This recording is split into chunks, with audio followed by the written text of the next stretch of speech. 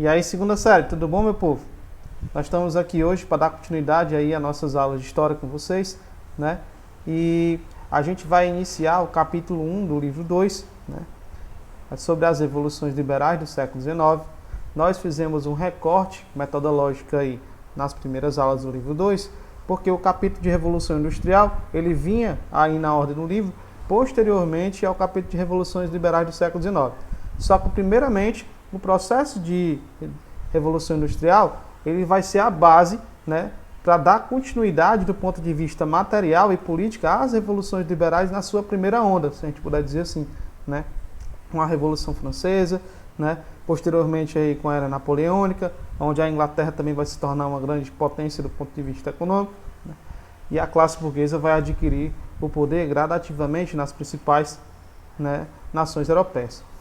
É importante destacar que a Revolução Industrial vai inspirar, né, todo o processo de revoluções liberais do século XIX, porque é a partir dela que vai surgir, por exemplo, uma nova vanguarda, né, dentro do movimento de massas, né. Vai se mostrar aí na primeira metade do século XIX, quando essas novas revoluções elas vão destravar, né, o processo de restauração que vai ser proposto pelo Tratado de Versalhes, não, pelo Tratado de Viena, o Congresso de Viena, desculpe, tá? E o objetivo do Congresso de Viena era fazer com que as monarquias que foram depostas por Napoleão fossem reinstauradas do ponto de vista absolutista e do antigo regime, certo? E, ao mesmo tempo, fazer com que o mapa da Europa voltasse a ser o mesmo anterior ao processo, né, das revoluções liberais, anterior à Revolução Francesa, né? Só que, ao invés desse princípio restaurador, entre aspas, legitimador, né, e de equilíbrio ser colocado em prática, isso só fez destravar ainda mais a influência das ideias liberais por todo o continente europeu e também a sua migração para a América, né? Diga-se de passagem, com os movimentos de libertação nacional e emancipação política, né? É o caso das independências da América Espanhola, né, da independência do Brasil, sendo que em termos diferentes que nós vamos discutir, nós já discutimos, né? E que por esse motivo, galera, a gente tem que entender esse processo como uma continuidade. Por isso nós estudamos primeiro a Revolução Industrial e agora estamos estudando, certo, o processo das revoluções liberais. A Primavera dos Povos, que é justamente o processo que vai destravar as novas revoluções liberais, elas vão ter uma forma de organização diferente. Ela não vai partir, por exemplo, da alta classe burguesa. Ela vai partir das classes populares que não tiveram aí os seus benefícios atingidos, né, ou conseguidos com a primeira onda de revoluções liberais, né? A pequena burguesia, né, os pequenos trabalhadores urbanos, os pequenos comerciantes e os camponeses vão estar à frente desse processo, né, e com um novo tipo de movimento que vem surgindo a partir aí da Revolução Industrial, que vai estar lado a lado com o movimento camponês, que é o movimento operário, que nós vimos as formas de organização dele, né, através do ludismo, o movimento dos quebradores de máquina, que tinha um caráter organizativamente político, mas um método radical, né? E vimos também, né, o cartismo, que é justamente quando o movimento operário ganha um pouco mais, né, de consciência política de si, né, e de antagonismo em relação, né, aos grandes proprietários, né, e começa, de certa forma, a se mobilizar, né, pedindo direitos sociais, trabalhistas, civis, né, e as revoluções de 1848 e 1830, né, a chamada Primavera dos Povos, vai ajudar, né, em todo esse processo, tá bom? Então, ó, vamos abrir aí o livrinho de vocês, certo? O livro digital, na página 622, para a gente começar aí a nossa linha de hoje. Já depois dessa introdução, viu? Se liga nela. Só que antes, né? Antes disso acontecer, vocês vão pegar aí, né, a agenda e copiar a agenda de hoje, porque ela vai ser importante para a nossa aula de resolução de exercício, tá? Vou passar aqui.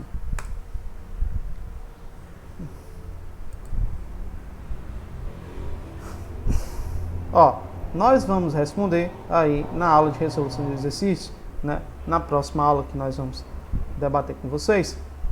A questão 2 da página do desenvolver habilidades, né? Desenvolvendo habilidades, da página 631, e a página e a questão 4 e 6 da 632, tá bom? Então anota aí na sua agenda, no seu caderno, né? Principalmente na sua agenda, né? Principalmente quem está sem livro, tá bom? Para que a gente possa fazer algo mais qualificado com vocês. Gente, vou abrir aqui o livro digital, já na partezinha do capítulo, para a gente dar continuidade, tá bom? Ó.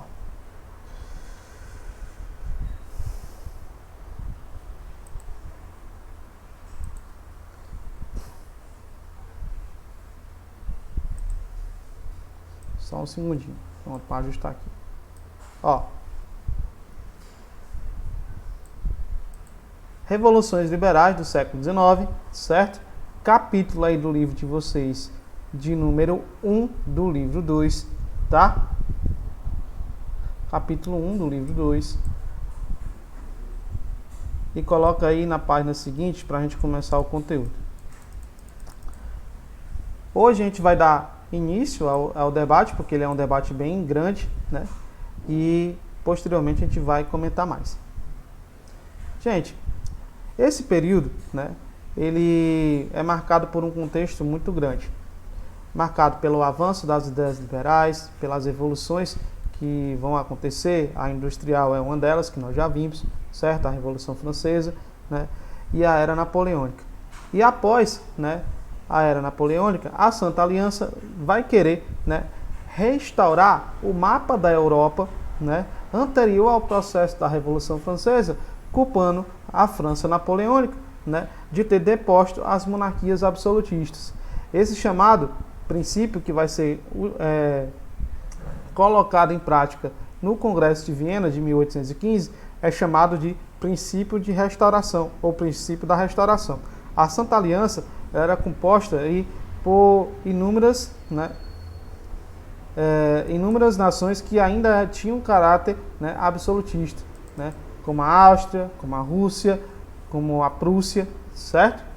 E o Congresso de Viena vai querer colocar isso em prática. Primeiro, né, impedir o avanço das ideias liberais e retornar, através do princípio de restauração, o mapa anterior aí à Revolução Francesa, através do chamado princípio de legitimidade, princípio de equilíbrio e princípio de, né, restauração. Essa aqui era a ideologia que envolvia o processo de restauração, certo? Essas potências restauradoras que se organizavam aí na Santa Aliança, que vão firmar um pacto no chamado Tratado de Paris e posteriormente vai ser consolidado com o Congresso de Viena, pretendiam fazer isso. Só que anos depois, né, em pouco tempo, entre 1815 e 1830, em menos de 15 anos, né, as revoluções liberais vão retornar. E elas vão retornar com um novo caráter, né? A sua vanguarda, no primeiro momento, que era a classe burguesa, que vai adquirir poder econômico e poder político em diversos países, né? Coisa também conquistada, né, pela era napoleônica, pela expansão napoleônica, né? E também com o advento da Revolução Industrial. Esse grupo, né, que é a classe burguesa, vai adquirir prestígio, poder, controle sobre as instâncias políticas, vai criar a sua normatização do direito, vai criar o seu direito de propriedade e vai criar, né, as suas instituições políticas e vai utilizá-las muito bem a seu favor. E quando essa nova onda de revoluções vão acontecer, ela vai ser o antagonismo de tudo isso. Ela vai ser a retaguarda de tudo isso, certo? Então, o movimento camponês, né, e o movimento aí dos trabalhadores urbanos, né, que faziam parte da pequena burguesia e na Revolução Francesa eram conhecidos como sans-culottes, né, faziam parte do terceiro estado. Esse grupo social, em várias partes da Europa, vão continuar lutando por direitos que não vão ser conquistados, né, e não vão ser entregues pela burguesia, como o direito da reforma agrária, como o direito a a livre comércio, como direito a... O livre comércio existia, mas para a classe alta, como direito da redução de impostos e do preço dos alimentos, né? As dificuldades vão continuar e essa classe social, né? Essa categoria social de transição vai continuar aí as suas mobilizações. Só que agora eles vão ter novos companheiros de luta. E esses novos companheiros de luta, né, vão ser o antagonismo dessa sociedade, que é justamente, né, a classe operária.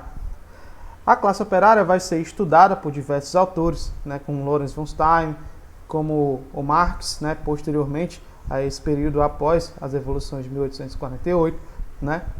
E eles o Engels também é importante destacar, e eles vão entender que a classe operária ela tinha características contraditórias em relação à sociedade capitalista que se expandia, né?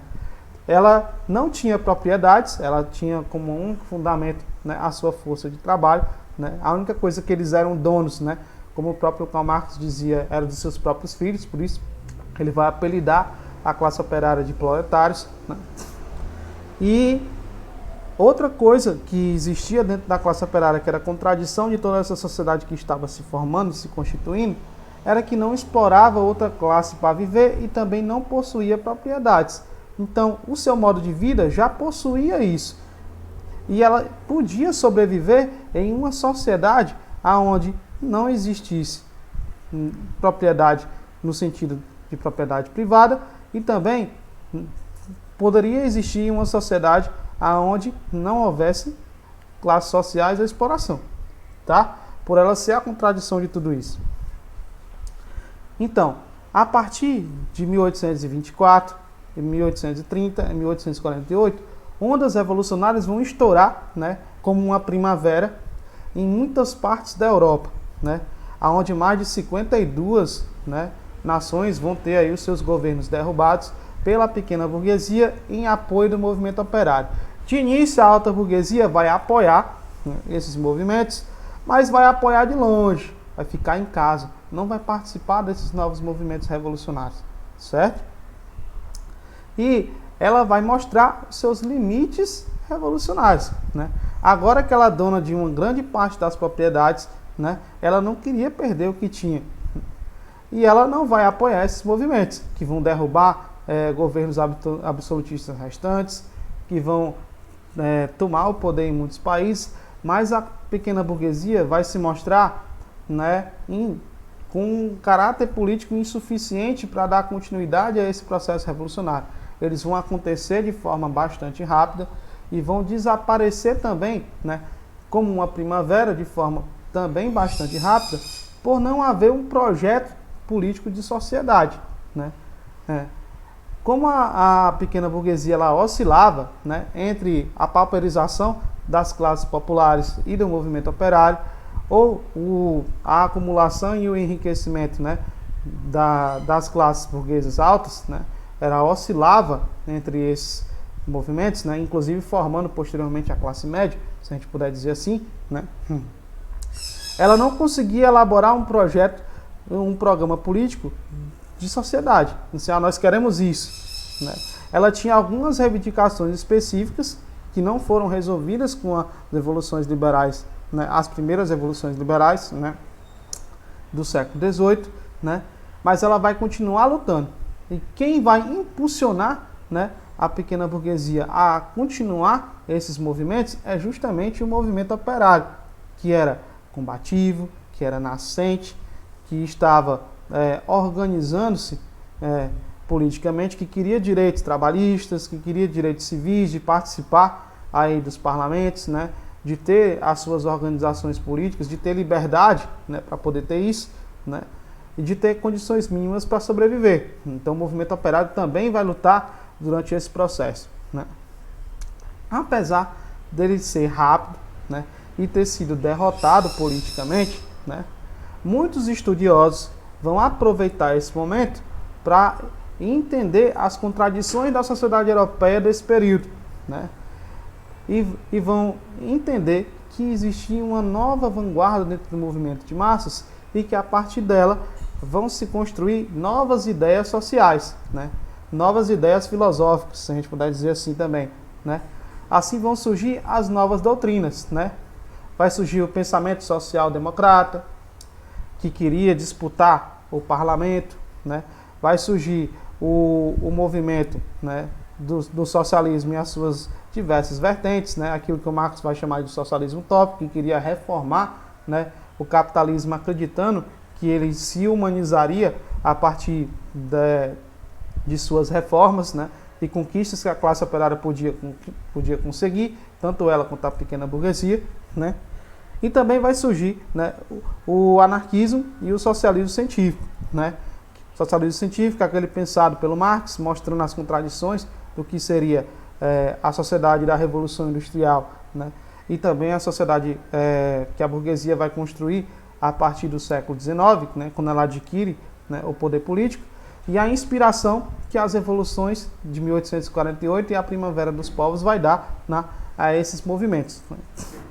E o anarquismo, né, que é um movimento também importante que vai surgir nesse período, no qual o movimento operário vai se inspirar muito, né, pela radicalidade, pelas ideias revolucionárias que defendia, né, mas que também não vai conseguir, né, criar um projeto de sociedade que rompesse, né, com a propriedade privada.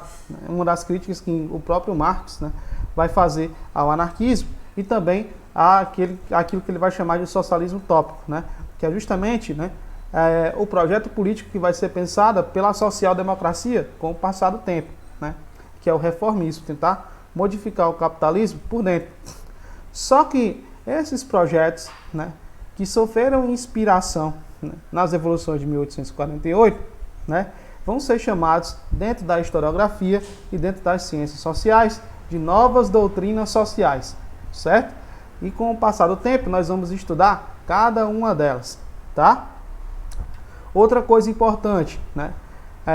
Esses movimentos vão defender também a autodeterminação dos povos, o direito do próprio povo decidir o que fazer com a sua liberdade, o que fazer, né, com os seus estados-nações, né?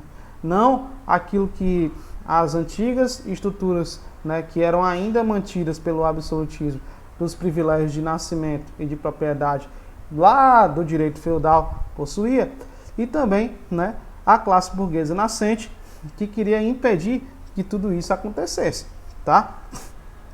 Então, esses movimentos, eles lutavam por algo novo, né? E que esse algo novo precisava de uma organização. E é justamente isso que as novas doutrinas sociais, ao se inspirarem nesses movimentos, vão propor, né? O Marx e o Engels, a sociologia francesa, né? Outra coisa importante, a economia política inglesa vai propor também algo em relação a isso, né? E também, né, os anarquistas, né? O Mikhail Bakunin, o Proudhon na França, né? E outros, o George Witkoff na Itália e o George Witkoff, né? E também o Henrique Malatesta na Itália, né? E outros grandes pensadores aí do movimento social desse período, tá? Gente, eu espero que vocês tenham gostado da nossa aula de hoje, tá? Na próxima aula a gente vai dar continuidade ao debate do capítulo para além, né, do processo de restauração e da Primavera dos Povos, mostrar o projeto que eles pretendiam e as suas influências aí na América Latina e nos outros países do mundo, né? E continue acompanhando as nossas aulas no CPM no YouTube, tá? Olhem a agenda para ver as diretrizes da semana, o calendário de postagem, né? As videoaulas que vão ser colocadas lá. E respondam aí, junto com a gente, os exercícios e também, né, as atividades que vão estar presentes na plataforma Sai Digital, né, para que vocês aí não tirem uma nota baixa na MA, né. E muitos de vocês não estão fazendo, fica de olho, né, não deixa passar a oportunidade, porque nós vamos aí, como é que eu posso dizer, repostar para vocês, tá? Então, até a próxima e um abraço.